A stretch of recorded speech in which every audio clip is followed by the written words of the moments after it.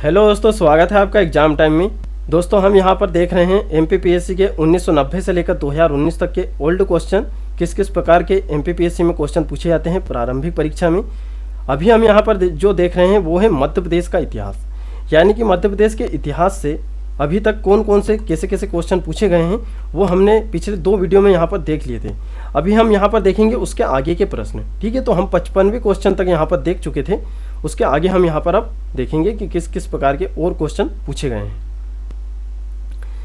ठीक है, अब यहाँ पर हम देखते हैं 55वें क्वेश्चन से हम यहाँ पर थोड़ा सा बड़ा कर लेते हैं ताकि आपको यहाँ पर दिखने में प्रॉब्लम ना हो देखने में। ठीक है, 55वां क्वेश्चन ये हमारा यहाँ पर ख़त्म हुआ था कि मध्य प्रदेश में निम्नलिखित में से कौन सी बोली नहीं बोली जाती है, मालवी, बुंदेलखंडी, गोंडी या कोरवी। तो इसका ये राइट आंसर होगा कोरवी। ठीक है, 2010 में पूछा गया था। नेक्स्ट है 56वां क्वेश्चन हमारा कि प्रसिद्ध संगीतकार उस्ताद अलाउद्दीन खान किस स्थान के रहने वाले थे। अब ये यहाँ पर फॉरेस्ट कर लीजिएगा, ये फॉरेस्ट यहाँ पर लिखा गया है, 2010 में ये पूछा गया था। इसका राइट आंसर होगा मेहर। अब आपको क्या करना है, जितने भी संगीतकार, चित्रकार, साहित्यकार मध्य प्रदेश के रहे हैं उनके जन्म स्थान और उनकी कार्यस्थली आपको यहाँ पर याद करना है। तो ऐसे क्वेश्चन पूछे जाते हैं, तो आपको एनालिसिस करने में यहाँ पर आसानी होगी कि किस प्रकार के क्वेश्चन एमपीपीएससी में पूछे जाते हैं। और देखिए, एक सही रणनीति वही होती है कि हमें पता हो कि किस प्रकार के क्वेश्चन पूछे जाते हैं और उसी आधार पर हमारी तैयारी करना है। ज़्यादा से ज़्यादा आपको फैक्ट पढ़ना है मध्य प्रदेश के।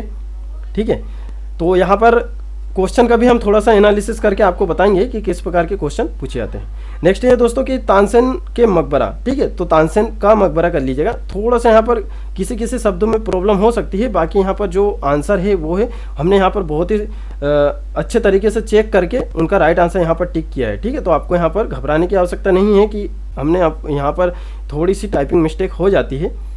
तो तानसेन का मकबरा स्थित है एमपीपीएससी 2010 और फॉरेस्ट 2010 में, दोनों में ये पूछा गया था एक ही साल।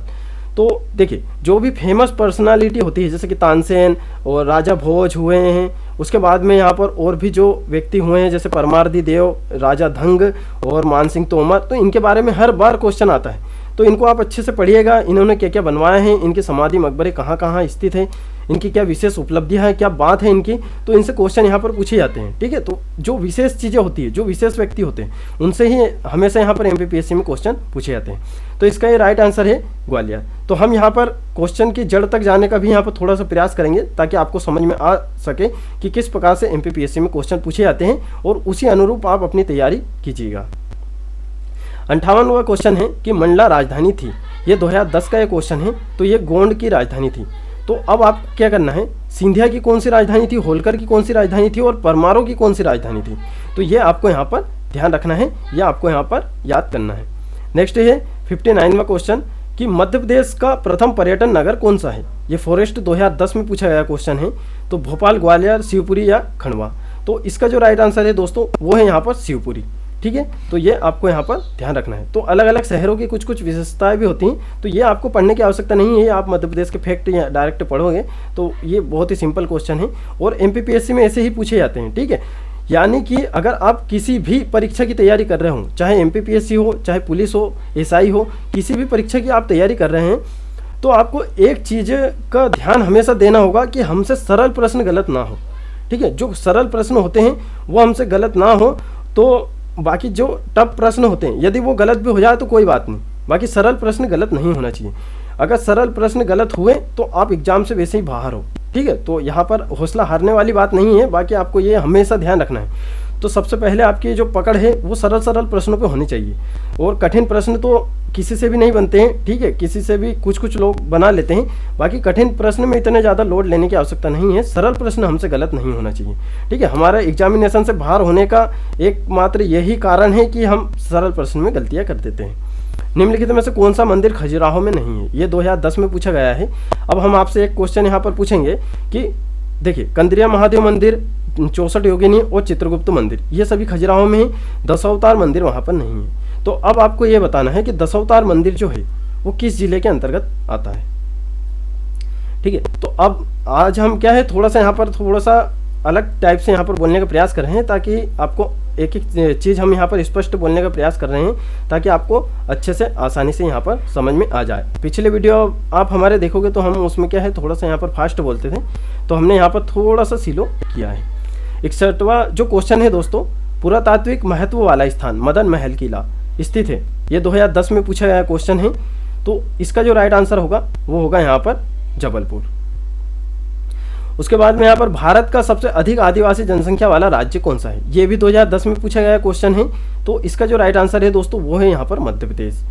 नेक्स्ट ये है कि मध्य प्रदेश में रावण की पूजा कहाँ की जाती है, तो इसकी जो पूजा है वो शाजापुर जिले का भातखेड़ी गांव है वहाँ पर की जाती है। तो ये 2010 का ये क्वेश्चन है। तो देखिए प्रमुख जनजातियों की कुछ विशेषताएं हैं, तो वो भी आपको ध्यान रखना है। अब जैसे कि रावण की वहाँ पर पूजा की जाती है, तो वो भी किसी जनजाति समुदाय के द्वारा ही वहाँ पर की जाती होगी, ठीक है।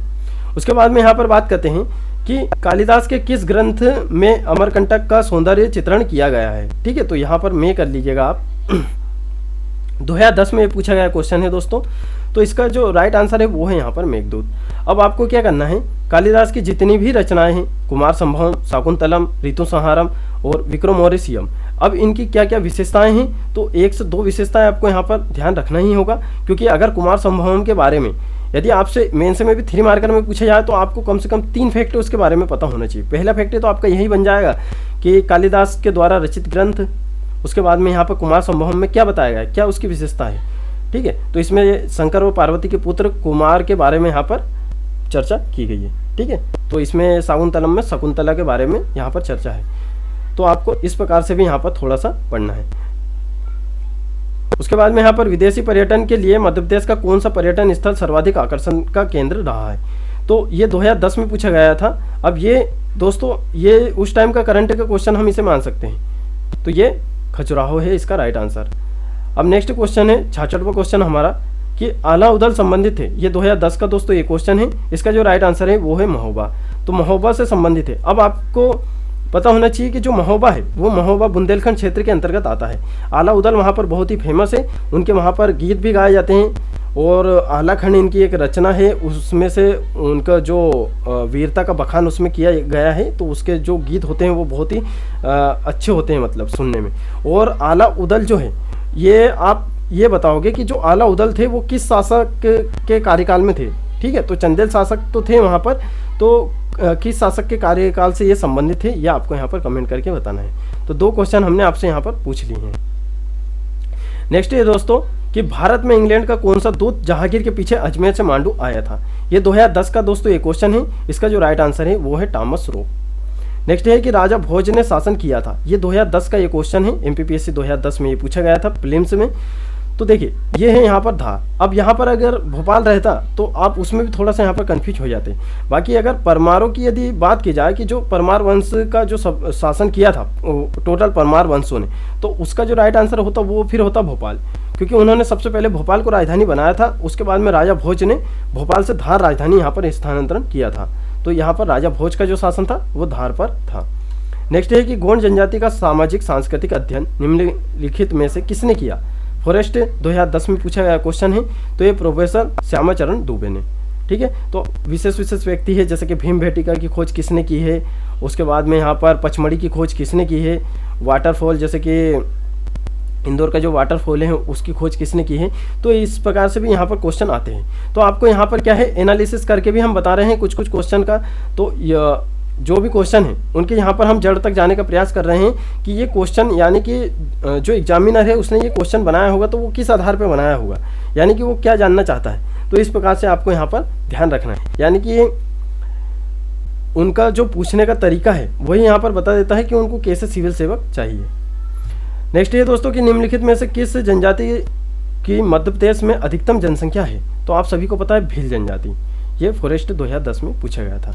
नेक्स्ट क्वेश्चन है कि 1956 में मध्य प्रदेश का कौन सा क्षेत्र महाराष्ट्र में मिला दिया गया था, ठीक है। तो ये मध्य प्रदेश के गठन से संबंधित क्वेश्चन है। तो ये विदर्भ क्षेत्र कहाँ मिला दिया गया था, महाराष्ट्र में मिलाया गया था। नेक्स्ट है कि मध्य प्रदेश में निम्नलिखित में से कौन सी बोली नहीं बोली जाती है, तो ये 2010 में क्वेश्चन पूछा गया था इस प्रकार से, ठीक है। तो अभी आपने देखा होगी कि मध्य प्रदेश के जो न्यू सिलेबस है उसमें मध्य प्रदेश की बोलियां भी ऐड की गई है। तो मध्य प्रदेश की बोलियों से क्वेश्चन इस प्रकार से आएंगे, तो इस प्रकार से आएंगे। अब आपको पता चल गया है कि किस प्रकार से क्वेश्चन आते हैं। और देखिए प्रीलिम्स में जो क्वेश्चन होते हैं वो रिपीट भी होते हैं, जैसे कि आप ये वाला देखोगे 2010 में भी पूछा गया है और उसी के 8 साल बाद फिर पूछा गया है वो क्वेश्चन। तो ये इसका जो राइट आंसर है 72 का, ये है कोरबी। नेक्स्ट है कि गुजरी महल किसने बनवाया था? 2010 और 2018 में दोस्तों ये क्वेश्चन पूछा गया था। इसका जो राइट आंसर है वो है मान सिंह तोमर ने। मंडला राजधानी थी, ये 2010 का ये क्वेश्चन है। तो दोस्तों ये गोंड की राजधानी थी मंडला। विदेशी पर्यटकों के लिए मध्य प्रदेश का कौन सा पर्यटन स्थल सर्वाधिक आकर्षक का केंद्र रहा है? ये हमने अभी एक बार और देख लिया है ये क्वेश्चन, तो ये 2 बार टाइप यहाँ पर हो गया है। ये 2010 में पूछा गया था, तो इसका ये राइट आंसर है खजुराहो।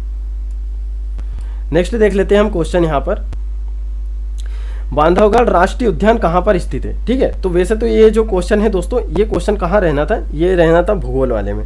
ठीक है, तो 1-2 क्वेश्चन यहाँ आ गए हैं, बाकी क्वेश्चन हमने पूरे यहाँ पर टाइप किए हैं और उनका यहाँ पर सटीक आंसर और सही आंसर भी दिया है। तो बांधवगढ़ राष्ट्रीय उद्यान कहाँ पर स्थित है? देखिए हमें MPG के तो पढ़ना ही है, 1-2 क्वेश्चन यदि भूगोल का इतिहास में टाइप हो जाता है तो उससे आपको यहाँ पर घबराने की आवश्यकता नहीं है। तो नेक्स्ट ये हमारा इसका जो राइट आंसर है वो है उमरिया। नेक्स्ट ये दोस्तों कि भोपाल के भारत को, ठीक है, अभी यहाँ पर क्या है, ये भारत भवन है। ठीक है, तो भारत भवन यानी कि जो भोपाल में स्थित भारत भवन है उसका डिजाइन करने वाला वास्तुकार कौन है? इस प्रकार का ये क्वेश्चन है। तो यहाँ पर ये फॉरेस्ट 2010 में पूछा गया था। बाकी देखिए जिसने भी ये PDF ली है, अगर 1-2 वहाँ पर कुछ ऐसी मिस्टेक यदि दिखाई दे तो आप क्या कीजिए, जैसे कि आप ये अगर PDF परचेस करते हो तो वैसे ही आप इसका प्रिंट आउट तो वैसे भी निकलाओगे। तो 1-2 शब्द की यदि कहीं पे भी गलतियाँ यदि आपको नज़र आती है तो आप यहाँ पर पेन से लिख सकते हो, क्योंकि यहाँ पर बहुत स्पेस है। आप देख सकते हो यहाँ पर कितना स्पेस है ये। और आप चाहो तो देखिए पढ़ने का एक और तरीका मैं आपको यहाँ पर बताता हूँ। जैसे कि आपने ये लिखा कि 1956 में, देखिए मैं आपको यहाँ बता देता हूँ। ठीक है, यहाँ देखिए कितना स्पेस यहाँ पर खाली है। ठीक है, इधर भी, तो हर क्वेश्चन के पास में यहाँ पर स्पेस खाली है। अब क्या करोगे दोस्तों आप? ठीक है, तो ये वाले क्वेश्चन में हम बता देते हैं, यहाँ थोड़ा अच्छा लग रहा है। देखिए 1956 में मध्य प्रदेश का कौन सा क्षेत्र महाराष्ट्र में मिला दिया गया है? 2010 का ये क्वेश्चन है। अब आपको एक फैक्ट यहाँ पर पता चल गया, विदर्भ क्षेत्र। अभी महाराष्ट्र में और कौन कौन से क्षेत्र मिलाए गए थे वो आप ये इतनी वाली जगह में पेन से लिख सकते हो। पेन से लिखोगे तो आपके एक क्वेश्चन से यहाँ पर 7 से 8 फैक्ट यहाँ पर कंप्लीट हो जाएंगे। वैसे ही आप जैसे कि नेक्स्ट वाला क्वेश्चन करोगे कि मध्य प्रदेश में निम्नलिखित में से कौन सी बोली नहीं बोली जाती है। ठीक है, तो आप यहाँ पर इस टाइप से लिख सकते हो कि कौन कौन सी बोली बोली जाती है। कुल मिला के 7 से 8 यहाँ पर प्रमुख बोलियाँ होगी, तो वो आप यहाँ पर लिख लीजिएगा। तो आपके क्या है, क्वेश्चन यहाँ पर गलत नहीं होंगे। तो देखिए ये PDF से ही आपके यहाँ पर प्रिपरेशन पूरी यहाँ पर हो जाएगी प्रीलिम्स की, यानी कि मध्य प्रदेश का आपका एक भी क्वेश्चन नहीं छूटेगा।